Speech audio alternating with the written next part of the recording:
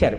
ఏ కారణం చేతనైనా బిడ్డలు కలగకుండా ఇబ్బందులు కలిగినటువంటి తల్లి పగడాల మాల అమ్మవారి పూజ దగ్గర పెట్టి ఆ పూజలో పెట్టినటువంటి పగడాల మాలని శాస్త్రీయంగా ధరించి 21 రోజులు ఒంటి మీద ఉంచుకుని ప్రత్యేకమైన పదార్థం ఒకటి ఉంటుంది, గోధుమని మధుర పదార్థంతో కలుపుతారు. అటువంటి పదార్థాన్ని ప్రతిరోజు అమ్మవారికి నివేదన చేసి తిని బిడ్డల్ని కన్న తల్లులు ఎందరో ఉన్నారు లోకంలో. పగడాలకు ఆ శక్తి ఉంది. బిడ్డలు కలగని తల్లులకు కూడా బిడ్డలు కలిగేటట్టుగా చేసి గర్భమునకు ఉన్నటువంటి దోషాన్ని తొలగించాయి.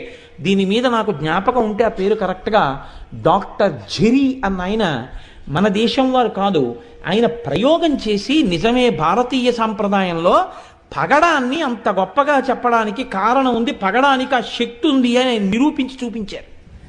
కాబట్టి